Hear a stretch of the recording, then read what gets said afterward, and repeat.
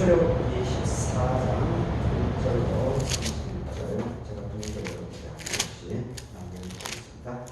여호와께서 모세에게 말씀하여 이르시되 이스라엘 자손에게 명령하여 돌이켜 바다와 밑돌 사이에 비하히롯 앞곳 바알스본 맞은편 바닷가에 장막을 치라. 바로가 이스라엘 자손에 대하여 말하기를 그들이 그 땅에서 멀리 떠나 광야에 갇힌 바 되었다 하니라. 내가 바로의 마음을 완악하게 한즉 바로가 그들의 뒤를 따르니 내가 그와 그의 온 군대로 말미암아 영광을 얻어 애굽 사람들이 나를 여호와인 줄 알게 하리라 하시매 우리가 그대로 행하니라. 그 백성이 도망한 사실이 애굽 왕에게 알려짐에 바로와 그의 신하들이 그 백성에 대하여 마음이 변하여 이르되 우리가 어찌 이같이 하여 이스라엘을 우리를 섬기면서 놓아 보내었는가 하고 바로가 그의 병거를 갖추고 그의 백성을 데리고 갈새 선발된 병거 600대와 애굽의 모든 병거를 동반하니 지휘관들이 다 거느렸더라. 여호와께서 애굽 왕 바로의 마음을 완악하게 하셨으므로 그가 이스라엘 자손의 뒤를 따르니 이스라엘 자손이 담대히 나갔습니다. 애굽 사람들과 바로의 말들 병거들과 그 마병과 그 군대가 그들의 뒤를 따라 바알스본 맞은편 비하히롯 곁 해변 그들이 장마친 데에 미치니라. 바로가 가까이 올 때 이스라엘 자손이 눈을 들어본즉 애굽 사람들이 자기들 뒤에 인지라. 이스라엘 자손이 심히 두려워하여 여호와께 부르짖고 그들이 또 모세에게 이르되 애굽에 매장지가 없어서 당신이 우리를 이끌어내어 이 광야에서 죽게 하느냐. 어찌하여 당신이 우리를 애굽에서 이끌어내어 우리에게 이같이 하느냐. 우리가 애굽에서 당신에게 이른 말이 이것이 아니냐. 이러기를 우리를 내버려 두라. 우리가 애굽 사람을 섬길 것이라 하지 아니하더냐. 애굽 사람을 섬기는 것이 광야에서 죽는 것보다 낫겠노라. 모세가 백성에게 이르되 너희는 두려워하지 말고 가만히 서서 여호와께서 오늘 너희를 위하여 행하는 구원을 보라. 너희가 오늘 본 애굽 사람을 영원히 다시 보지 아니하리라. 여호와께서 너희를 위하여 싸우시니 너희는 가만히 있을지니라. 여호와께서 모세에게 이르시되 너는 어찌하여 내게 부르짖느냐. 이스라엘 자손에게 명령하여 앞으로 나아가게 하라. 지팡이를 들고 손을 바다 위로 내밀어서 그것을 갈라지게 하라. 이스라엘 자손이 바다 가운데에서 마른 땅으로 행하니라. 그대가 애굽 사람들의 마음을 완악하게 할 것인즉 그들이 그 뒤를 따라 들어갈 것이라. 내가 바로의 그의 모든 군대와 그의 병거와 마병으로 말미암아 영광을 얻으리니 내가 바로와 그의 병과 마병으로 말미암아 영광을 얻을 때에야 애굽 사람들이 나를 여호와인 줄 알리라 하시더니 이스라엘 진 앞에 가던 하나님의 사자가 그들의 뒤로 옮겨가매 구름 기둥도 앞에서 그 뒤로 옮겨 애굽 진과 이스라엘 진 사이에 이르러 서니 저쪽에는 구름과 흑암이 있고 이쪽에는 밤이 밝음으로 밤새도록 저쪽이 이쪽에 가까이 못하였더라.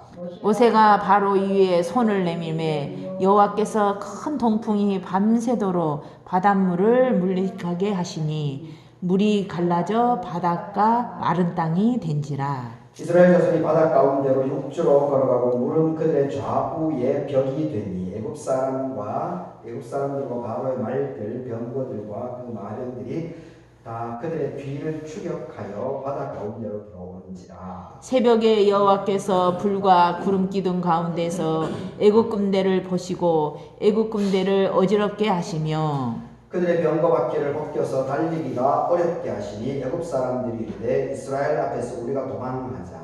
여호와가 그들을 위하여 싸워 애굽 사람들을 치는도다. 여호와께서 모세에게 이르시되 너의 손을 바다 위로 내밀어서 물이 애굽 사람과 그들의 병거와 마병들 위에 다시 흐르게 하시니 모세가 곧 손을 바다 위로 내밀매 새벽이 되어 바다의 힘이 회복된지라. 애굽 사람들이 물을 거슬러 도망하나 여호와께서 애굽 사람들을 바다 가운데 엎으시니 물이 다시 흘러 병거들과 기병들을 덮되 그들의 뒤를 따라 바다에 들어간 바로의 군대를 다 덮으니 하나도 남지 아니하였더라. 그러나 이스라엘 자손은 바다 가운데를 육지로 행하였고 물이 좌우에 벽이 되었더라. 그날에 여호와께서 이같이 이스라엘을 애굽 사람의 손에서 구원하시매 이스라엘이 바닷가에서 애굽 사람이 죽어 있는 것을 함께 보았더라. 읽겠습니다. 이스라엘이 여호와께서 애굽 사람들에게 행하신 그 큰 능력을 보았으므로 백성이 여호와를 경외하며 여호와와 그의 종 모세를 믿었더라. 아멘. 아멘. 오늘 본문으로 14번째로 구원을 보라. 구원을 보라.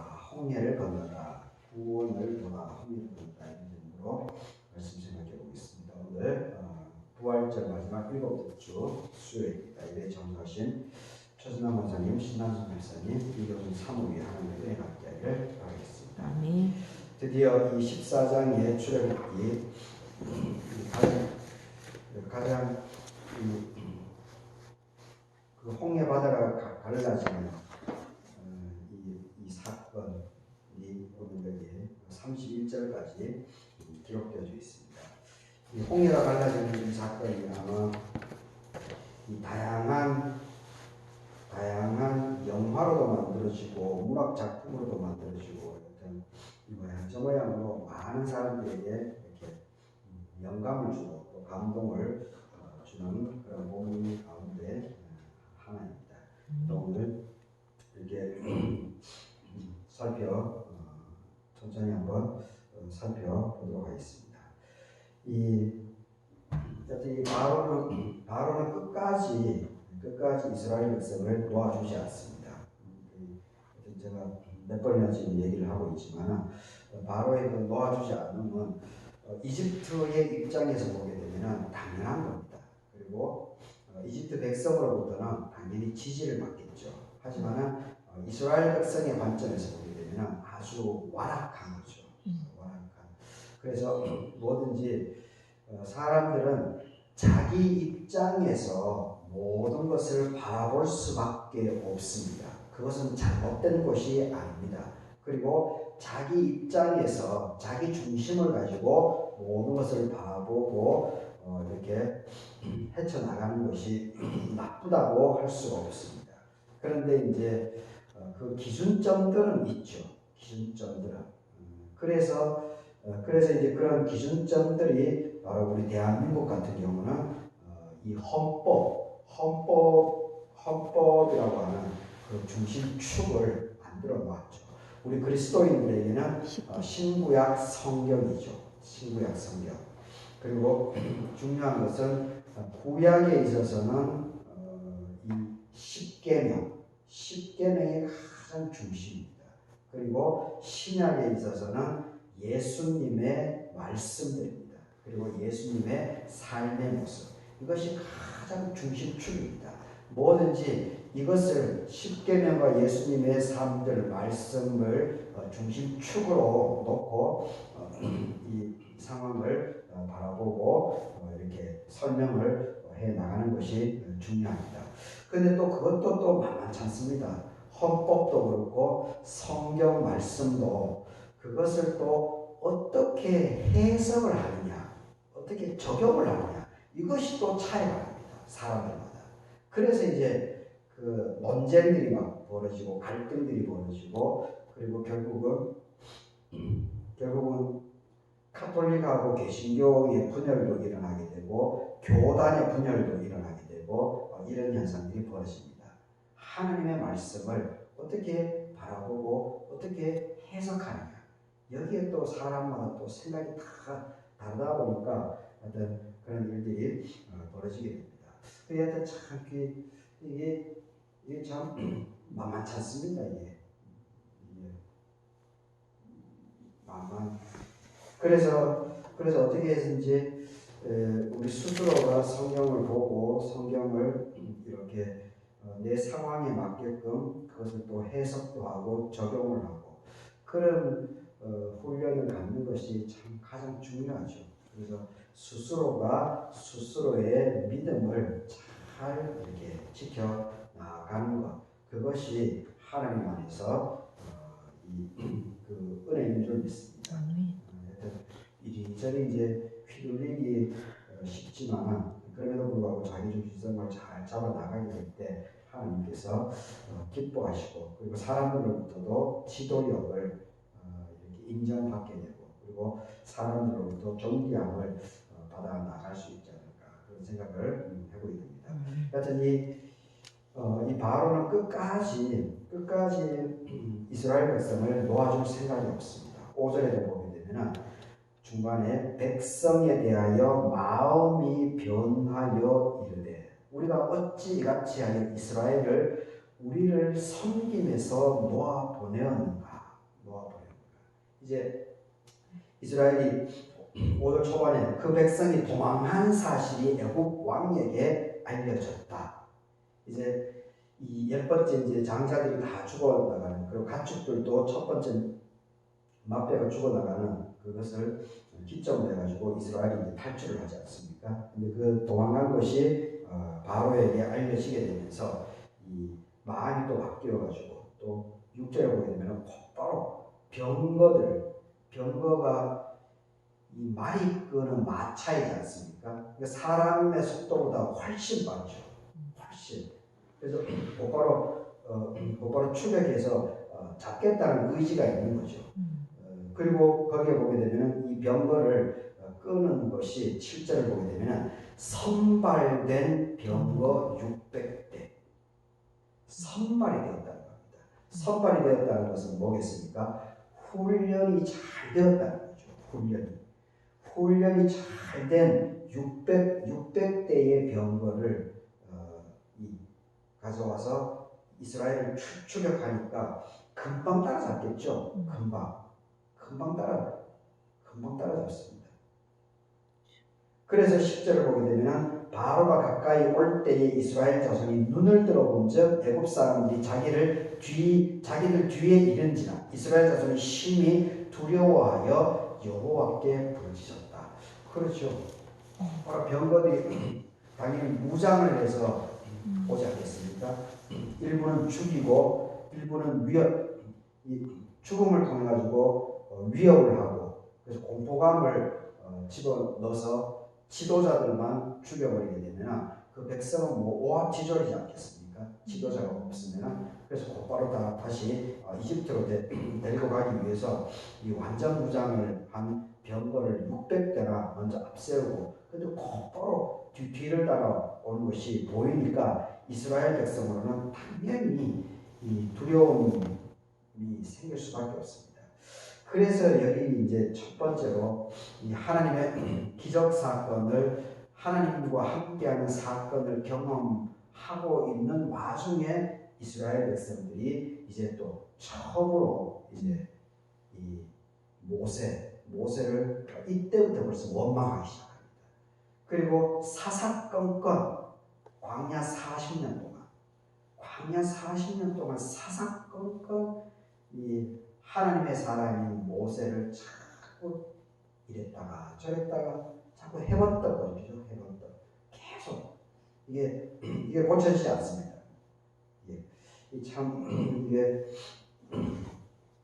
상징하는 것이 참 많이 있는데 11절을 보게 되면 11, 12절에 이제 그 이스라엘 백성이 모세를 원망하는 내용입니다. 그들이 이스라엘 백성이죠. 모세에게 이르되 애굽에 매장지가 없어서 당신 모세가 우리를 이끌어내어 이 광야에서 죽게 하느냐? 어찌하여 당신이 우리를 애굽에서 이끌어내어 우리에게 이같이 하느냐? 우리가 애굽에서 당신에게 이런 말을 한 것이 이것이 아니냐? 이르기를 우리를 내버려두라. 우리가 애굽 사람을 섬길 것이다 하지 아니하느냐? 애굽 사람을 섬기는 것이 광야에서 죽는 것보다 또 낫겠느냐? 참 이게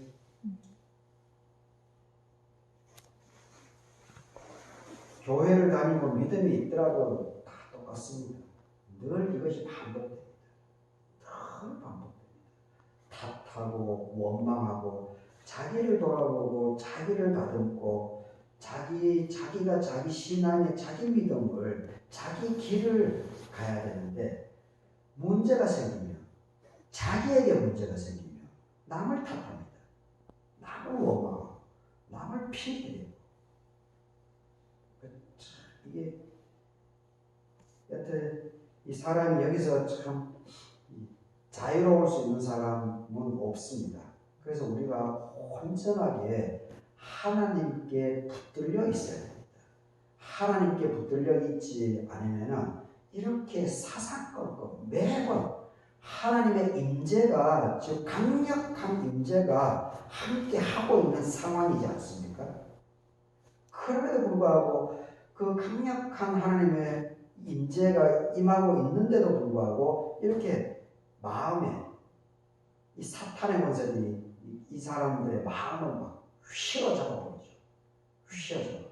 그래서 눈에 보이는 사람이 모세를 막 탓하고, 모세를 욕하고, 모세를 원망하고, 모세를 손가락질하고. 모세가 무슨 잘못이 있습니까?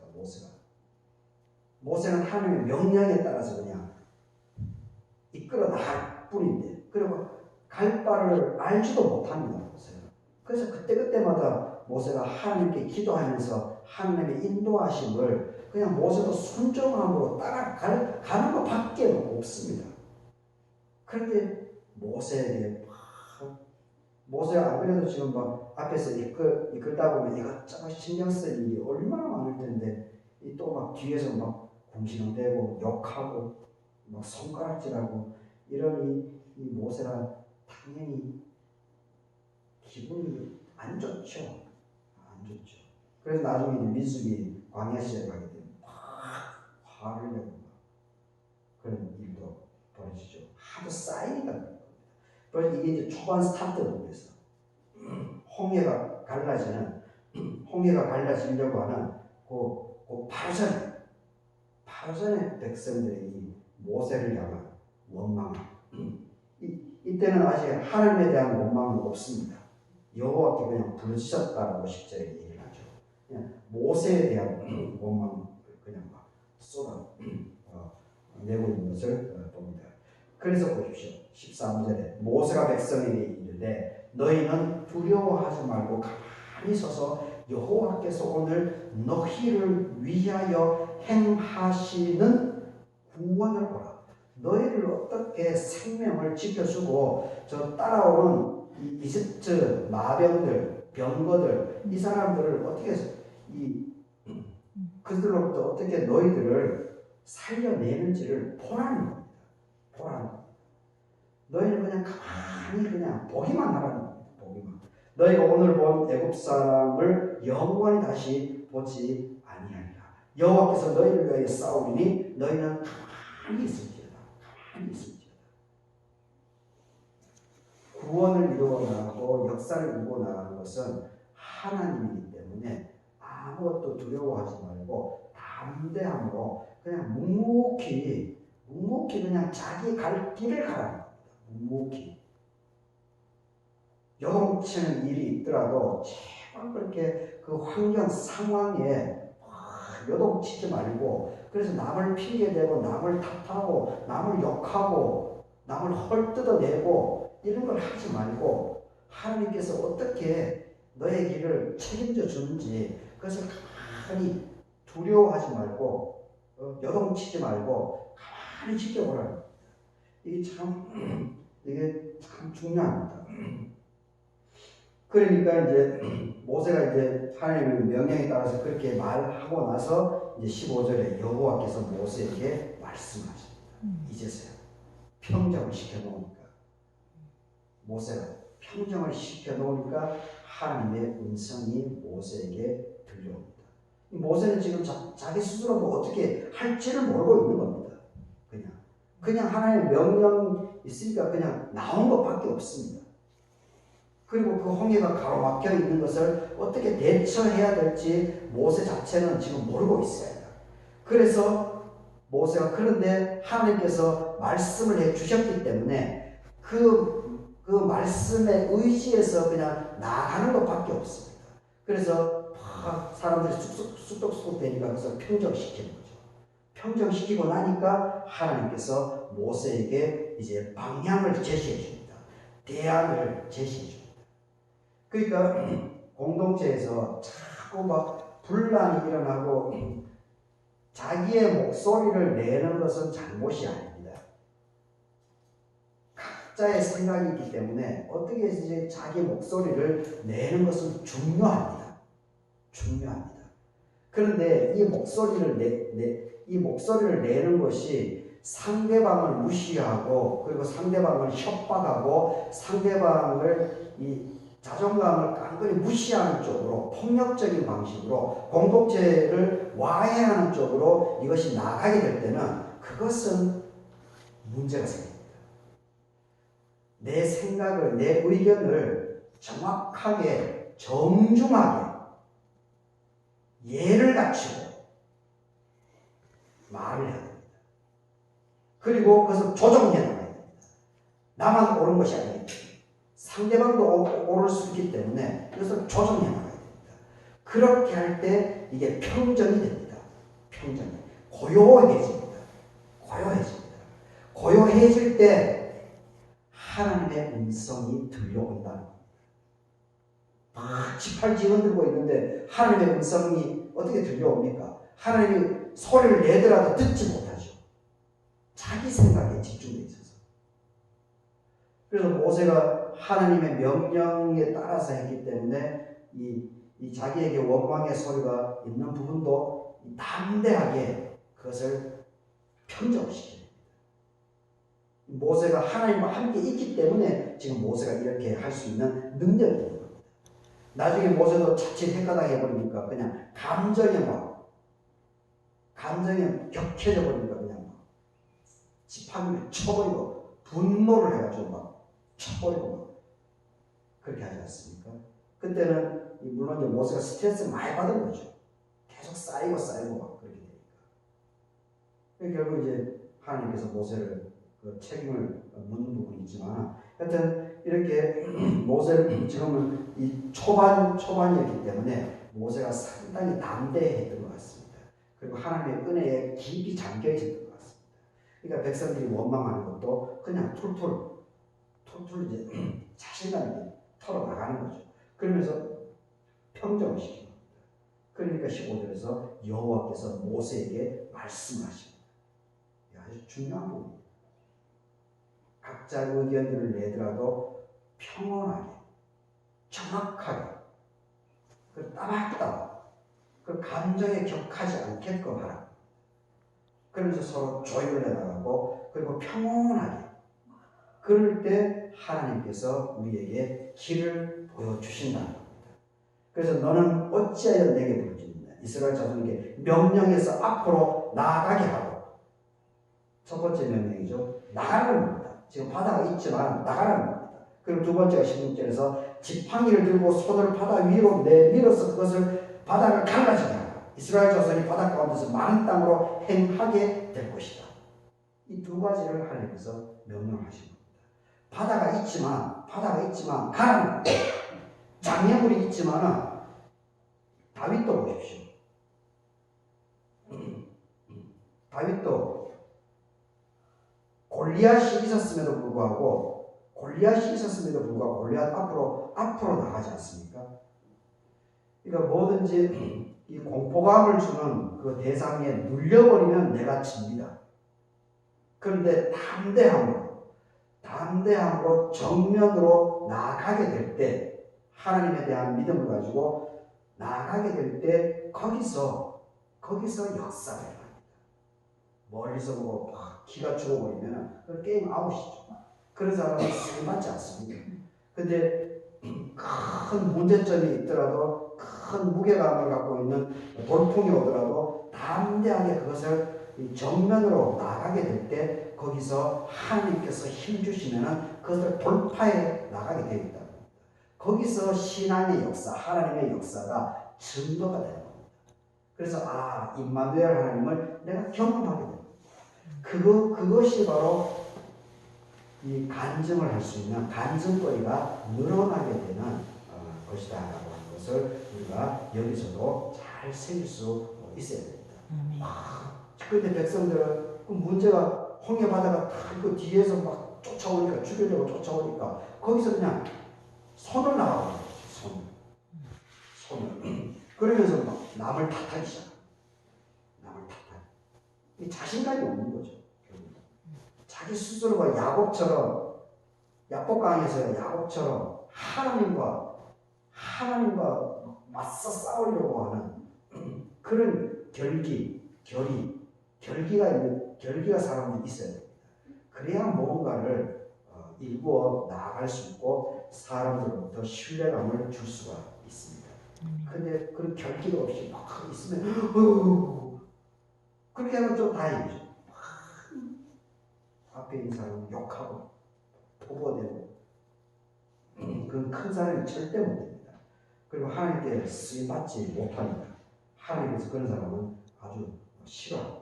하여튼 지팡이를 들고 그래서 20절에 보게 되면 이 동풍이 불죠.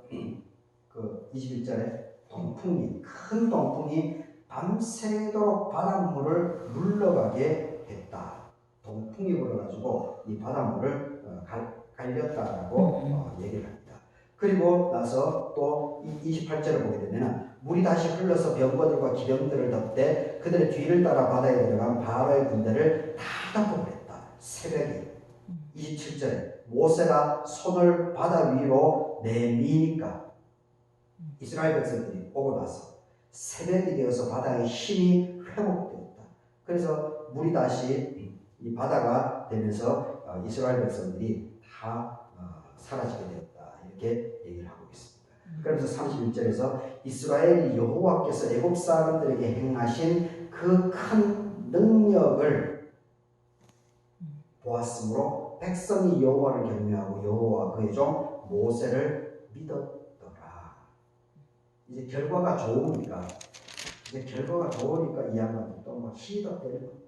희덕. 근데 또 나중에 또 어떻게 됩니까? 또 어려움이 닥치니까 또다시 해봤다 해가지고 하여튼 하나님의 은혜에 잠겨져 있지 않으면 늘 이게 반복됩니다. 한평생.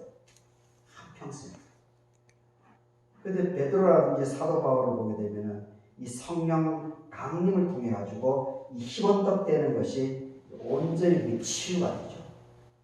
특히 베드로 같은 경우, 베드로와 12제자 같은 경우는 성령이 강력하게 임재함으로 인해 가지고 성령이 임했다라고 하는 것은 뭡니까?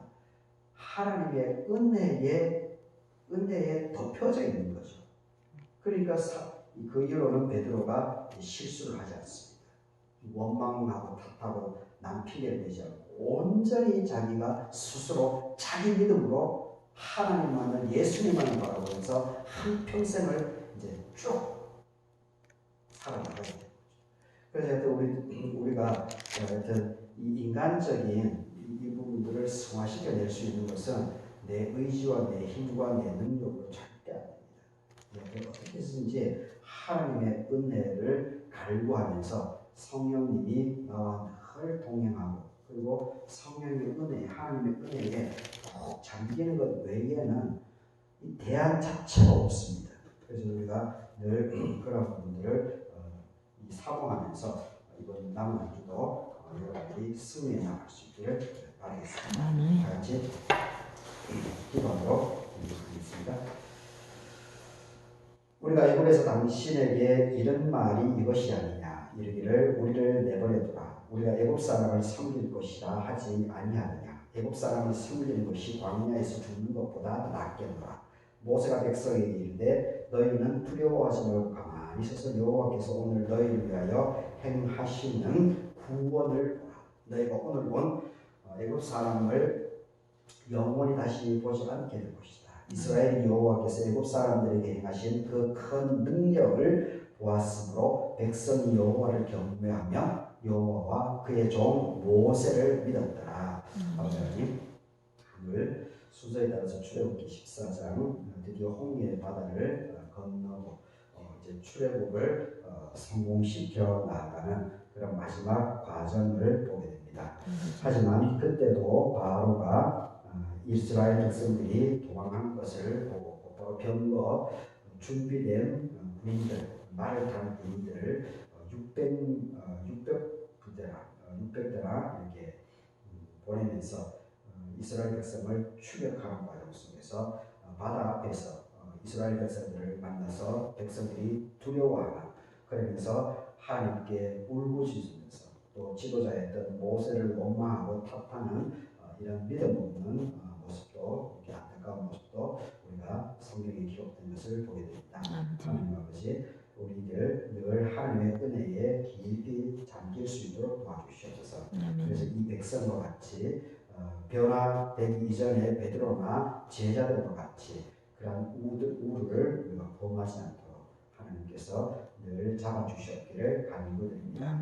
96년을 맞는 주의 재단에 되어져야 될 일들 위에도 늘 하나님께서 앞서가 주시고 또 9가정 13명의 교우들 한 사람들 자녀 손들도 하나님께서 책임져 주시고 특별히 이번에 어제가 복순 집사님 돌아오게 해주심을 감사드립니다. 그런데 이 척추 부분에 또 이 혈관이 눌려서 대소변도 이렇게 혼자서 잘 하지 못하는 그런 안타까운 것을 또 목도하고 있습니다. 아버지 하나님께서 특별히 우리 박보순 집사님을 기억해 주시고 긍휼을 베풀어 주시옵소서. 그리고 하나님께서 그 아픈 부분들을 치유해 나갈 수 있도록 도와주시옵소서. 그래서 하나님 만난 그날까지 참으로 자녀 손들에게 폐가 되지 않는 그런 삶을 살아가기 위해서 늘 우리가 모든 교우들을 위해서 이렇게 기도하고 있는데 하나님 이게 자녀 손들에게 폐가 되는 우리 박보순 집사님의 삶의 모습을 보면서 너무 안타까운 마음이 있습니다. 하나님께서 힘이 되어주시고 아버지 하나님께서 능력이 되어주시옵기를 바랍니다. 그리고 나성호 집사님 하나님께서 더욱더 믿음을 갖게 해주시고 아버지 하나님께서 그 마음을 어루만져 주시어서 살아계신 하나님을 체험하는 체험 신앙이 늘어나면서 그 발걸음도 주의 재단으로 다시 옮겨져 나갈 수 있도록 도와주시고 우리 모든 교우들 자녀손들 위에 한 주간의 삶을 책임져 주시옵기를 간구드립니다. 감사하고 예수님의 이름으로 기도드립니다. 아멘. 하늘 계신 우리 아버지여, 이름이 거룩함을 받으시오며 나라의 임하옵시며 뜻이 하늘에서 이루어진 같이 땅에서도 이루어지이다. 오늘날 우리에게 일용할 양식을 주옵시고 우리가 우리에게 죄 지은 자를 사하여 준 것 같이 우리 죄를 사하여 주옵시고 우리를 시험에 들게 하지 마옵시며 다만 악에서 구하옵소서. 대개 나라와 권세와 영광이 아버지께 영원히 있사옵나이다.